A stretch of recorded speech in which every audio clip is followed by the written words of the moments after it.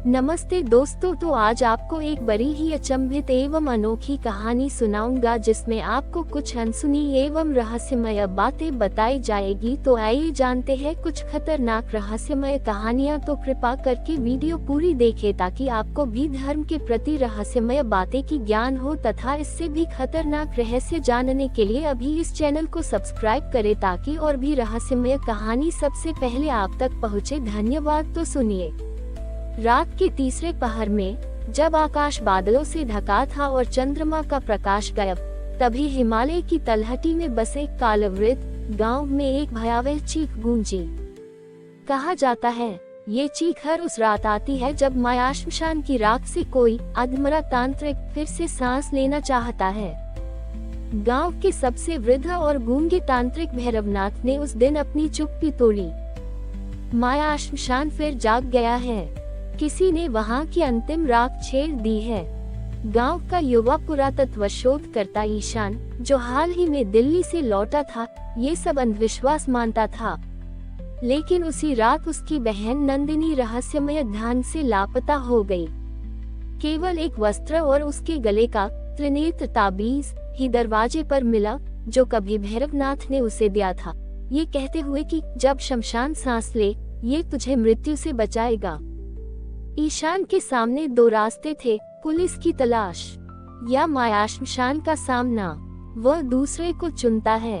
घना कोहरा रात के अंतिम पहर तक भी नहीं छंटा था। पूरा कालवृत गांव अब सन्नाटे में डूबा हुआ था। ईशान ने अपनी बहन नंदिनी के कमरे को कई बार देखा। हर वस्तु वैसी की वैसी थी, केवल वह त्रिनेत्र ताबीज उस रहस्य की ओर इशारा कर रहा था जिसे वह बचपन से अंधविश्वास मानता रहा। भैरवनाथ के कक्ष में रखा प्राचीन तांत्रिक ग्रंथ मृत्यु तंत्र अब पहली बार ईशान के सामने खोला गया। शमशान की 3 परतें होती हैं, भैरवनाथ ने पहली बार स्पष्ट शब्दों में कहा। प्रकट, अप्रकट और माया श्मशान, और जो तीसरी में प्रवेश करे उसका लौटना नियम नहीं, अपवाद होता है। ईशान ने पूछा, वो द्वार कहाँ है? भैरवनाथ ने कांपते हाथों से एक मानचित्र निकाला। वह किसी पुराने काष्ठपत्र पर बना हुआ था, लाल, काले और राखी रंगों से बना हुआ। उसमें 3 शब्द अंकित थे, विवल 1, रक्तवाटिका और शून्यांगन द्वार। माया श्मशान का प्रवेश द्वार शून्यांगन है, परंतु वह केवल रक्तपथ से ही खुलता है। भैरवनाथ ने रहस्यमय निगाहों से देखा। मतलब? ईशान ने पूछा। मतलब, किसी को उस द्वार के लिए अपना रक्त देना होगा, और यदि पुकार सच्ची हुई तो द्वार खुलेगा। लेकिन वहाँ केवल मृत बोलते हैं और जीव उनके उत्तर नहीं दे पाते। ईशान अगले दिन तड़के ही विवरण 1 की ओर निकल पड़ा। वह स्थान जहाँ पेड़ सूखे नहीं बल्कि जले हुए लगते थे, जैसे वर्षों पहले वहाँ अग्नि और मंत्रों की कोई युद्ध भूमि रही हो। हर शाखा टेढ़ी थी, जैसे किसी दर्द में चिल्लाती हो। गहराते जंगल में उसे एक काली राख में लिपटी मानवाकृति दिखी। वह कोई साधारण मानव नहीं था। उसकी आंखें खोखली थीं, मगर भीतर लाल रोशनी टिमटिमा रही थी। वह बोला, तू रक्तवाटिका चाहता है तो पहले उत्तर दे। क्या तू अपने प्राण की आहुति नंदिनी के लिए देगा, या बस सत्य जानने आया है? ईशान कांप गया, पर फिर भी बोला, अगर मेरी बहन वहाँ है तो मैं मृत्यु तक जाऊंगा। क्षण भर की चुप्पी और आकृति बोली, रक्तवाटिका जाग गई है, द्वार अब तुम्हारी प्रतीक्षा करेगा, रक्तपथ से चलो। अंत में जब सूर्य अस्त हो रहा था, ईशान ने उस स्थान पर कदम रखा जिसे भैरवनाथ ने रक्तवाटिका कहा था। वहाँ भूमि पर कोई घास नहीं थी, केवल लाल मिट्टी और टूटे हुए तांत्रिक यंत्र। दूर एक द्वार था, भस्म से बना द्वार, जिस पर न कोई ताला था न पहरेदार। केवल लिखा था, शून्यांगन में प्रवेश का अर्थ आत्मा का विसर्जन है। ईशान ने रक्तवाटिका की कंटीली भूमि पर अपने पांव रखा और उसी क्षण द्वार पर लिखे अक्षर जल उठे। माया श्मशान तुम्हारा नाम जान गया है ईशान। शून्यांगन का द्वार अब ईशान के सामने खुल चुका था। वह द्वार नहीं, मानो एक काल संकेत था, समय से परे, चेतना से परे। जैसे ही उसने पहला कदम भीतर रखा, उसके चारों ओर की हवा भारी और गंधपूर्ण हो गई। ये चंदन की नहीं, बल्कि भस्म और रक्त की गंध थी। द्वार के उस पार एक खुला मैदान था, परंतु उसमें कोई आकाश नहीं था। ऊपर केवल काला धुआं था जो निरंतर घूम रहा था। यहाँ वहाँ भस्म में दबे अर्धजले कपाल और भस्मीभूत शव फैले थे। ईशान को जैसे ही कदम रखना पड़ा, जमीन ने खुद को उसकी त्वचा के नीचे खींचने की कोशिश की। माया श्मशान में प्रवेश करते ही सबसे पहले जिस वस्तु ने उसका ध्यान खींचा, वह थी एक विशाल वृक्ष जिसकी शाखाएं उल्टी थी, जैसे जमीन से आकाश की ओर नहीं, पाताल की ओर जाती हों। उस वृक्ष को तांत्रिक ग्रंथों में तंत्र वृक्ष कहा गया था। उस वृक्ष के नीचे एक पुरानी हड्डियों से बनी घंटी लटकी थी। भैरवनाथ के शिष्यों ने कभी लिखा था, जो शून्यानगन में प्रवेश कर तंत्र वृक्ष की घंटी को स्पर्श करे, वही प्रथम तांत्रिक संकेत सुन सकता है। परंतु वह ध्वनि केवल वही समझ पाता है जिसकी आत्मा पर मृत्यु की छाया हो। ईशान ने जैसे ही उस घंटी को छुआ, एक कंपन पूरे मैदान में फैल गया। हवा भारी हो गई और उसकी आंखों के सामने एक अंधकार में दृश्य तैरने लगा।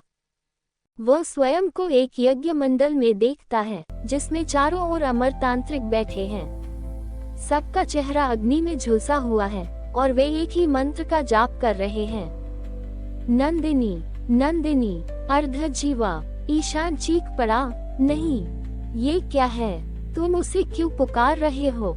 पर तभी एक तांत्रिक आकृति उसकी ओर देखती है और बोलती है, वह अब न तुम्हारी बहन है, न किसी की पुत्री।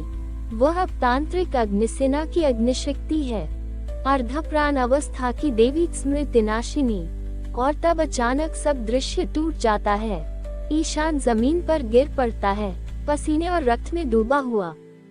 पर उसकी मुट्ठी में अब एक चीज थी, नंदिनी की चूड़ी, जो उस दिन उसके कमरे से गायब थी। तभी तंत्र वृक्ष की शाखाएं फड़फड़ाने लगी। उनमें से एक कटी फटी आकृति धीरे धीरे उतरने लगी। वह कोई मानव नहीं, बल्कि तांत्रिक संदेशवाहक था, कपाली तांतव। वह बोला, ईशान, तू जिसे बहन कहता है, वह अब मृत और अमर के बीच फंसी एक शक्ति बन चुकी है। तू उसे बचा नहीं सकता जब तक कि तू स्वयं तंत्र स्नान न करे। माया श्मशान के 7 कक्षों को पार कर अंतिम यंत्र पीठ तक न पहुँचे। 7 कक्ष? ईशान ने पूछा।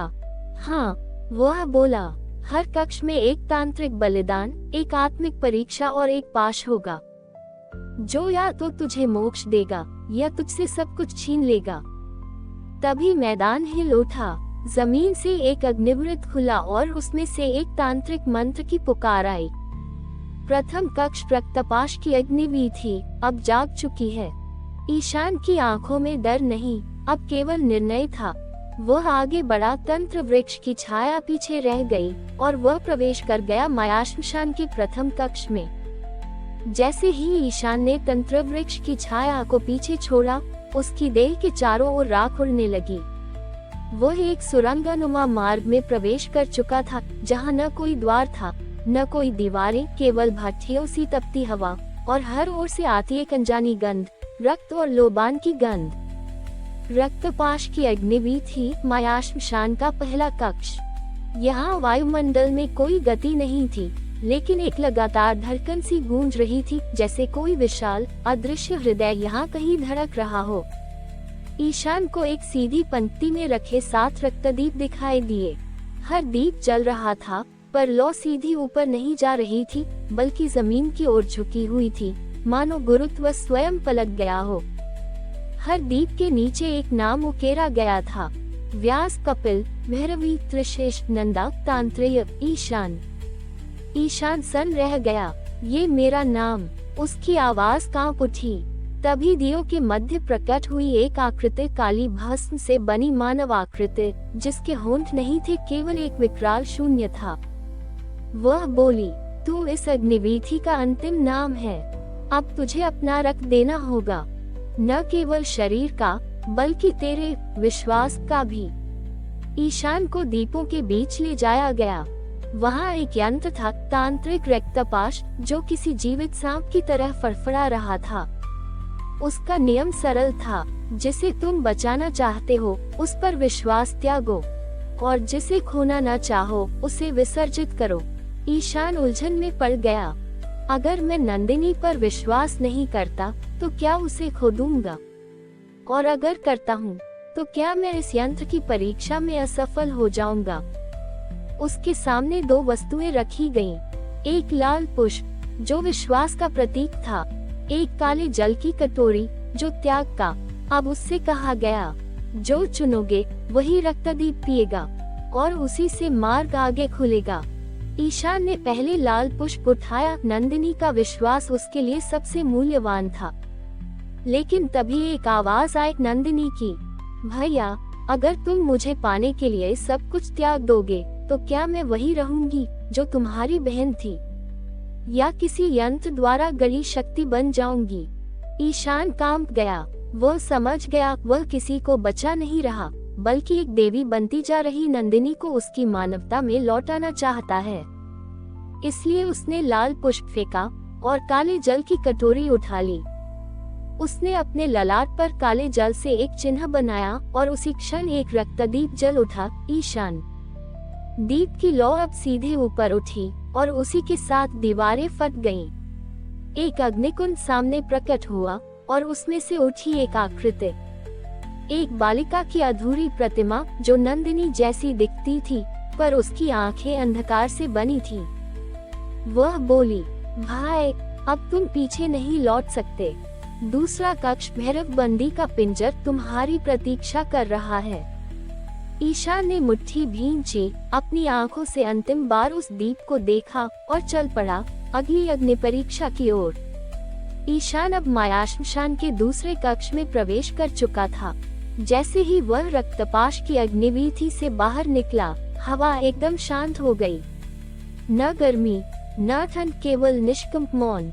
उसके सामने एक विशाल द्वार था जिस पर खून से लिखा था, भैरव बंदी का पिंजर, यहाँ समय कैद है। ईशान ने जैसे ही द्वार को स्पर्श किया, उसके कानों में हजारों मंत्रों की गूंज समा गई। हूँ फट स्वाहा, हूँ फट स्वाहा। और अचानक सब कुछ धुंधला हो गया। जब उसकी दृष्टि साफ हुई, वह एक अजीब स्थान पर खड़ा था। चारों ओर लोहे के ऊंचे पिंजरे, हर पिंजरे में एक एक आकृति बंद थी। कोई तांत्रिक, कोई बालक, कोई वृद्धा, कोई अर्ध मनुष्य। पर सबसे विचित्र बात ये थी, सभी की आंखें बंद थीं और सभी हंस रहे थे। बीचों बीच एक भैरव मूर्ति थी, पर यह सामान्य मूर्ति नहीं थी। ये कृपा मूर्ति नहीं, बल्कि भैरव बंदी रूप था, जिसके हाथों में श्रृंखलाएं, जंजीरें थीं और मुख पर रक्त से बना एक तांत्रिक यंत्र उकेरा गया था। एक पत्थर की पटिया पर लिखा था, जिसने समय को बांध दिया वही इस पिंजरे से निकल सकता है। भैरव मूर्ति की आंखें अचानक जल उठी। वह बोलने लगी, पर स्वर उसके मुख से नहीं, ईशान के ही अंदर से आ रहा था। तू जिसने अपनी बहन को कालपाश में देखा, क्या तू समय की सीमा से बाहर जा सकता है? क्या तू त्याग कर सकता है स्मृति जिससे तेरी पीड़ा जन्मी है? ईशान चौंका। स्मृति? क्या तुम मुझसे कह रहे हो कि मैं नंदिनी से जुड़ी यादें मिटा दूं? भैरव बंदी उत्तर देता है, तांत्रिक बनना है तो व्यक्ति नहीं, प्रतीक से जुड़।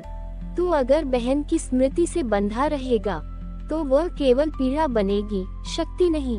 भैरव मूर्ति की जंजीरें जमीन में समा गईं और चारों ओर से चार अतीत दृश्य प्रकट हुए।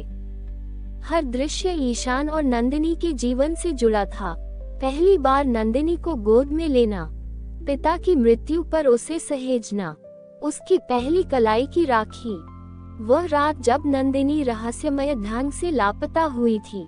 भैरव की आवाज फिर गूंजी, इनमें से एक स्मृति छोड़ दे और समय तुझे पार जाने देगा। ईशान का हृदय कांप उठा। हर दृश्य उसके अस्तित्व का हिस्सा था, पर अब वह जानता था, अगर उसने खुद को तांत्रिक यात्रा के लिए नहीं खोला तो वह न नंदिनी को बचा पाएगा, न खुद को। उसने अपनी आंखें मूंद ली और अंततः एक स्मृति की ओर उंगली उठा दी। नंदिनी को गोद में लेने वाली स्मृति। जैसे ही उसने स्मृति छोड़ी, वह चित्र एक धुएं में बदल गया। ईशान का चेहरा शून्य में बदल गया। वह जानता था अब वह उस क्षण को कभी नहीं याद रख पाएगा।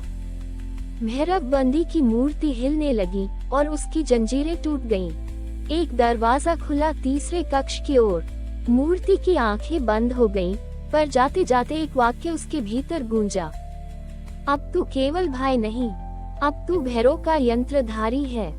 ईशान के हाथ में एक नई वस्तु प्रकट हुई, कपाल माला की एक कड़ी जिसमें उसकी विसर्जित स्मृति जड़ित थी। वह अब समय का स्पर्श कर सकता था, पर कीमत उसने चुकाई थी, एक संबंध की अनमोल स्मृति। ईशान अब माया श्मशान के तीसरे कक्ष की ओर बढ़ चला था। उसके हृदय में अब शून्यता थी, एक ऐसा शून्य जो नंदिनी की बाल स्मृति के विसर्जन से उपजा था। अब वह केवल एक भाई नहीं, एक यंत्रधारी तांत्रिक बन चुका था। वह जिसने समय की एक धारा को पीछे छोड़ दिया था। तीसरे कक्ष का द्वार लोहे और राख से बना था। उस पर सिर्फ एक चिन्ह उकेरा गया था, क कपाल, कुंडकाल, कर्म और कुंडलिनी का प्रतिनिधि अक्षर। जैसे ही वह प्रवेश करता है, उसके नाक में एक गंध घुसती है, जलती हड्डियों, लोबान और बालों की गंध। सामने एक भयंकर दृश्य था, एक विशाल अग्निकुंड जिसके चारों ओर भस्म से बनी मूर्तियां रखी थीं। हर मूर्ति किसी न किसी तपस्वी की थी, कोई ध्यान में लीन, कोई जलते हुए, और एक तो सिरविहीन थी। कुंड के ऊपर लटकी थी एक कपाल माला, जो स्वयं हिल रही थी, जैसे किसी अदृश्य प्राणी ने उसे छू रखा हो।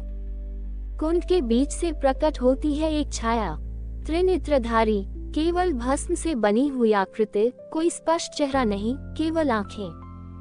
वह बोलती है, अब तक तूने त्याग किया, अब तू तप करेगा, पर ये तप बाहर का नहीं, भीतर का होगा। ईशान चौंका, क्या तप करना होगा? आकृति बोली, तेरे भीतर जो क्रोध, मोह और भय है, उन्हें तू बाहर निकालेगा और कुंड में विसर्जित करेगा। पर यदि विसर्जन अधूरा रहा, तो कुंड तुझे ही भस्म कर देगा। ईशान बैठ गया अग्निकुंड के समक्ष। उसके सामने 3 मूर्तियां उठी। पहली भाई का रूप, जिसमें वह खुद नंदिनी को खोते देख रहा था। दूसरी मोह का रूप, जिसमें वह तांत्रिक बनने के बाद फिर से एक सामान्य जीवन चाहता था। तीसरी क्रोध का रूप, जिसमें वह अपनी मां की मृत्यु के लिए देवताओं को दोषी मानता था। आकृति बोली, इन तीनों को पहचान, स्वीकार कर और तब ही विसर्जित कर। ईशान ने आंखें बंद की। भाई को उसने देखा, एक नन्ही बच्ची जिसे वह आग में गिरने से बचा नहीं पाया। वह चिल्लाई, भैया। ईशान कांप उठा, पर उसने आंखें नहीं खोली। वह बोला, मैं अब तुझे अपना बोझ नहीं बनने दूंगा। तू अब केवल मेरी चेतना है, पीड़ा नहीं।